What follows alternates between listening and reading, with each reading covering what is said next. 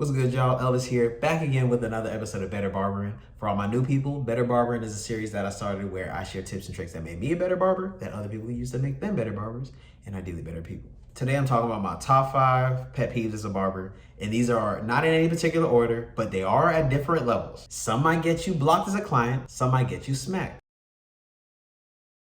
All right, first on the list is being on call. I cannot communicate how much I hate being on call. I hate the expectation that people have for barbers where it's like, if you have any free time, they think, oh, that's free time you could dedicate to cutting my hair. Like, no, nigga, I do this as a profession. This is not what I live to do. If I have free time, it's free time. This isn't much of an issue for me now, but when I first started cutting hair at A&T, I was a college student while I was cutting hair. I was more of a college student than a barber, to be real. So the way I had my schedule set up was appointments. Just being a college student, I couldn't have people coming in and out my dorm all the time. I had classes, I had other places to be. So I had to structure my time up really well. Especially at the beginning, people would be so inconsiderate with your time. People would call me like past 10 p.m. talking about a haircut. I remember specifically, one dude called me at like 10 p.m. because he wanted a cut at 11 p.m. that same night. My nigga, what? I am in college. These are either study hours or booty call hours. I'm not cutting no hair. Some clients really think that regardless of what time it is, if they got time for a haircut, then you should have time to cut their hair. Like, no, that's not how that works. And if that's how you think it works, better make that shit make sense to me. Keep in mind, it's been a while since I've had to deal with clients that are that inconsiderate. But it's like, damn, bro, I'm sitting here thinking like, people really that bold. But it taught me a lesson. I learned not to break my back for clients that aren't willing to at least be flexible for me. It gotta be a mutually beneficial relationship. All right, number 2 pet peeve, clients with trust issues. Now, I know what it's like to go to a shitty barber. I used to be a shitty barber. I was fucking up a bunch of my clients' haircuts. I was fucking up my own haircut. I can understand why somebody would have trust issues with a barber, but I'm also an adult and have a certain level of maturity to understand that my trust issues are not anyone else's problem. Hypothetically, if you're one of these people that happen to have a traumatic haircut experience, I can understand why you'd be so cautious with your next barber. But keep in mind, your trust issues ain't got shit to do with me. That's between you and your old barber. Usually my hint that a client has trust issues with their old barber is they're trying to like over explain the haircut. Like even if they give me a picture of a low taper and they explain to me what they want, like halfway through the haircut, they're like, oh, just make sure it's real low and this and this and that. And I'm like, all right, I got it, bro. I got it. But it's even worse if they're the kind of client that has to look in the mirror every time I do anything. Like if I'm brushing or combing, not even turn the clippers on, they quick turn to try to see what I'm doing. Like, all right, man. And after a few times, it's like, hey, look at me. Look at me. Do you want these clippers? Do you want to cut it yourself? Then I got it, bro. Let me get it and sit down and get your haircut, bro. All right, so my number 3 pet peeve is cutting clients with dirty hair. And this was not something I thought about too much when I started my career because I was really just concerned with being able to cut hair, period. But over time, I started to realize they're kind of obvious now, but the benefits of cutting clients with clean hair versus dirty hair. And what I consider clean hair isn't necessarily like squeaky clean, fresh out the shower. Like if it was washed in the last day or two and you didn't put any heavy products in it, like I'm good to cut. But when I first started cutting hair, I was trying to cut anybody that would allow me to cut their hair. And especially at the price point that I had, anybody was coming with their hair any kind of way. I remember some of my clients were waivers and they would come in for a haircut with 2+ week old pomade in their hair. And most pomades are thick and waxy, like you can't just rinse this out your hair. So it's like pomade from 2 weeks ago with all the buildup and all the debris that accumulated within this 2-week period. And they come in for a haircut and act like that shit was fine. Yo, bro, I remember that junk would gunk up my clippers, my combs, all my implements. And what clients like that don't understand is like the cleaner your hair, the cleaner the cut. If the stuff in your hair is gunking up my tools, it makes it that much harder to give you a good service. And it makes it that much harder to clean all my shit to provide a better service for everybody else. This was a big deal when I first started because I didn't have any kind of shampoo bowl. I was cutting in my dorm. Like there was no washing. I didn't have my own bathroom. We had a community bathroom. We had to go, if you want to wash your hair, you got to go down the hall and hop in the shower, bro. Like I was not going to be performing any shampoo services. And the way I basically remedied that was I just required my clients to wash their hair beforehand. And most of them were just accustomed to washing their hair anyways. That wasn't a thing I really had to address with them.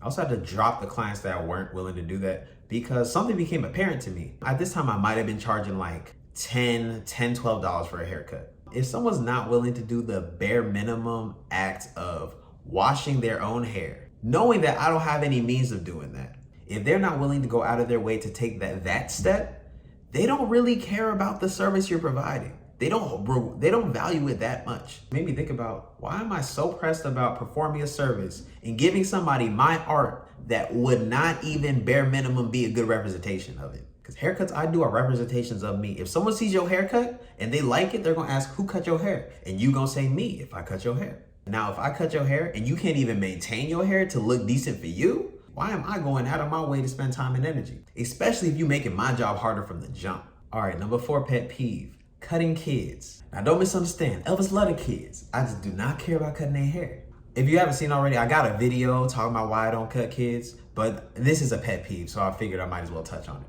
I love my life and I love what I do for a living. I only spend time around people that I want to be around and that people that want to be around me. So if you're a human that does not want a haircut, do not sit in my chair.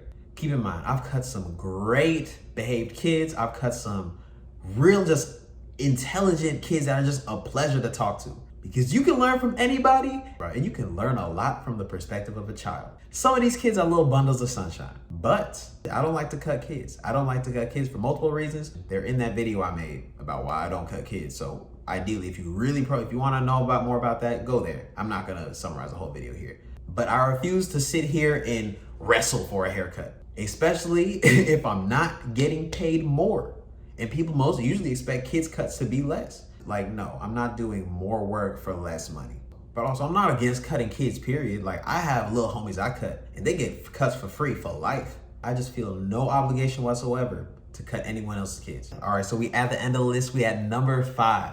And honestly, I thought, like, out of this list, cutting kids would be my biggest pet peeve. That's been until I came up with this one. Everything on this list so far are things that you would definitely get a strike over, but I wouldn't necessarily block anybody over. But this right here, this last pet peeve, and this last pet peeve trumps everything. Like, I do not play this shit. Like, I cannot stand this. All right, but my number 5 barber pet peeve is people asking, can you cut hair? Or they might ask, who's the best barber in the shop? Yo, get your goofy ass out of here. I can barely communicate how frustrating it is when somebody asks me some shit like that. It's annoying because it's a stupid ass question, but also it's a question that does not have a right answer. And what happened when I first started cutting hair, let's say if like me being a barber came up in conversation and somebody doesn't see my work or anything, they're like, oh, can you cut hair? Like, are you good? Like, what kind of stupid ass shit is that? Even if I'm hot garbage, do you expect to get the truth from me? And it's like, and if I'm good, and if I'm actually the shit at cutting hair, you don't want me to downplay because you're trying to find out, right? And there's like another layer that irritates me on top of that, because once I started cutting hair and trying to pursue barbering professionally and be like really good at it, I realized most people don't know what a good haircut is. They cannot identify a good haircut from a great haircut. People don't really know what they're talking about. Like, if someone comes to your shop and is asking you and your coworkers, yo, who's the best in here? You already know they about to be the most problematic client. And maybe I'm just kind of arrogant at this point, but I've been cutting hair for like coming up on 6 years, seriously. Like, you can see the haircuts from damn near 6 years ago on my Instagram. I don't feel like I got shit to prove to nobody. If you don't think I can cut, shit, you don't think I can cut. I got clients that think I can cut. It is what it is. I'm getting paid for the value that they think I'm bringing. I'm past the point of having something to prove to clients. Everything I have to prove is to myself. Now, it's not like, now people don't text me or DM me asking me if I can cut because, you know, they usually see my Instagram. If somebody asks me in person if I can cut, you obviously don't know who I am or what my ability is. If you don't know me or my work, I already know you're not gonna value my service at the way I value it. I'll charge an above average price for my area. And all the clients that I get now are strictly through Instagram, or at least they're booking through Instagram, so they know exactly what I'm working with and what I've been able to do. So if you already coming in asking, oh, can you cut? Or who's the best barber in here? If you're coming in asking questions like that, I already know that the probability of our priorities aligning are very low. So we probably won't be doing business. And whenever people come in, oh, can you cut? I'm like, oh, no, I just started. And most of the time, people asking those kind of questions aren't trying to book appointments. Those are usually walk-in clients. Niggas already know I don't do walk-ins. So I tell them straight up, I don't do walk-ins.